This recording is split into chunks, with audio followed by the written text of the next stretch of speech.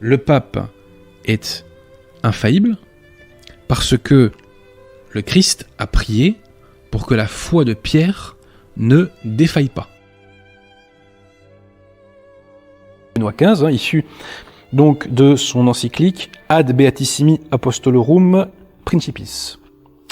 La foi catholique est d'une nature telle qu'on ne peut rien lui ajouter, rien lui retrancher, ou on la possède tout entière, ou on ne la possède pas du tout.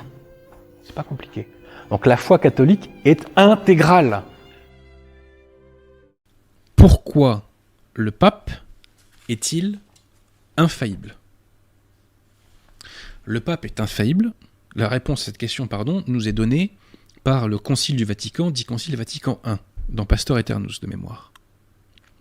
Le pape est infaillible parce que le Christ a prié pour que la foi de Pierre ne défaille pas. Et le Concile du Vatican nous dit donc, puis entièrement, si je dis pas de bêtises, parce que, attendez, je vais prendre le texte, ça ira plus vite. Le Concile du Vatican nous dit que le siège de Pierre, grâce à cette promesse, est resté pur de toute erreur. Donc je répète, c'est grâce à la promesse de Jésus-Christ, faite à Pierre et à travers lui à tous ses successeurs légitimes, c'est grâce à cette promesse du Christ que jamais un pape n'a professé le faux en matière de foi. Jamais. Alors, pour aller dans ce sens-là, permettez-moi de vous citer Monseigneur Capellari et son ouvrage « Triomphe du Saint-Siège et de l'Église ». Qui est Monseigneur Capellari ? C'est le futur Grégoire XVI. Voici ce qu'il dit au sujet de cette promesse de notre Seigneur.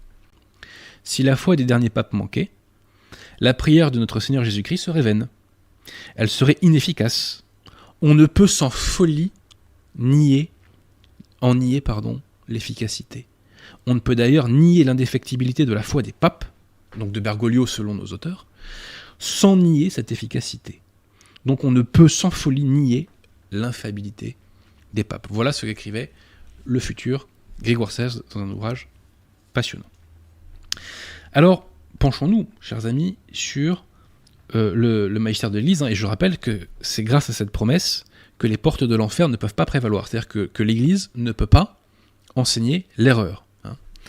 Donc, voyons voir ce que nous dit le magistère de l'Église. On va citer quelques petits textes qui nous évoquent que donc le pape ne peut pas perdre la foi et qu'il ne peut pas enseigner l'hérésie. Alors tout d'abord, citons Satis Cognitum, l'encyclique Satis Cognitum de Léon XIII. C'est pour cela que par la vertu de ses prières, Jésus-Christ, notre Seigneur, a obtenu de Pierre que dans l'exercice de son pouvoir, sa foi ne défaillit jamais. C'est parfaitement clair. Léon XIII nous confirme que c'est grâce à la promesse du Christ que le pape ne peut pas perdre la foi. D'ailleurs, Pie IX, dans sa lettre apostolique Qui Pluribus et dans son encyclique Ad Apostolique Sedis, nous dit que le pape est celui dont la foi ne saurait défaillir. Phrase encore plus explicite de Benoît XV, dans Principi Apostolorum Petro. Benoît XV nous dit « À Pierre, le prince des apôtres, le divin fondateur de l'Église, a attribué les dons de l'inhérence en matière de foi. » L'inhérence, ça veut dire l'absence d'erreur. Donc je répète, à Pierre, le prince des apôtres, le divin fondateur de l'Église, a attribué les dons de l'inhérence, donc de l'absence d'erreur en matière de foi. Le don de l'absence d'erreur en matière de foi. C'est parfaitement clair. Le magistère nous dit qu'un pape ne peut pas enseigner l'erreur dans le cadre de son magistère. C'est clair, c'est net, c'est précis. Là, je vous cite des textes qui évoquent la question, je dirais, explicitement, mais il y a d'autres textes dans lesquels on nous dit implicitement que le pape est infaillible et qu'il ne peut pas perdre la foi et qu'il ne peut pas enseigner l'erreur.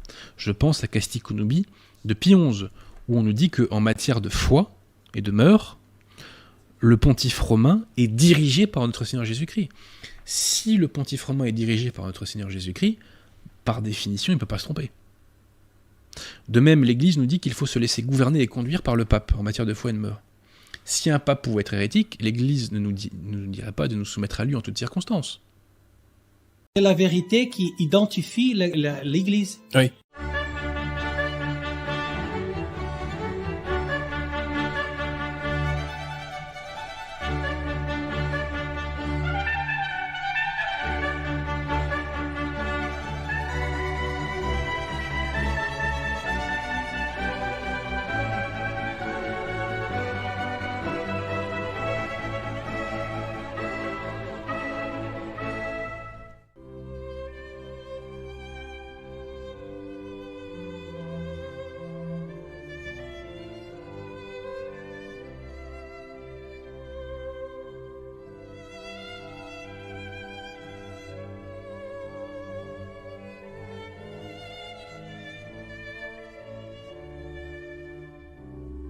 Satis Cognitum, l'encyclique Satis Cognitum de Léon XIII.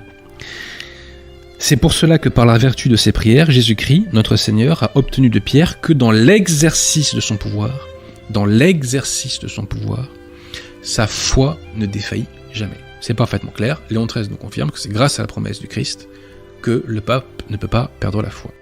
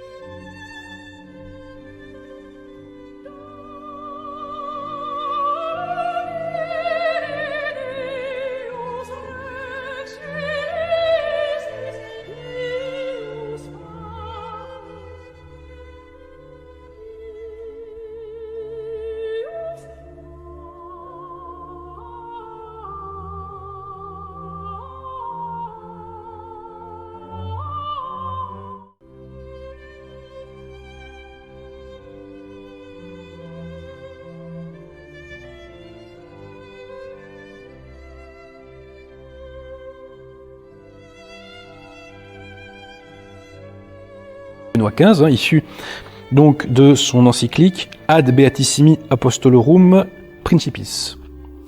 La foi catholique est d'une nature telle qu'on ne peut rien lui ajouter, rien lui retrancher, ou on la possède tout entière, ou on ne la possède pas du tout. C'est pas compliqué. Donc la foi catholique est intégrale.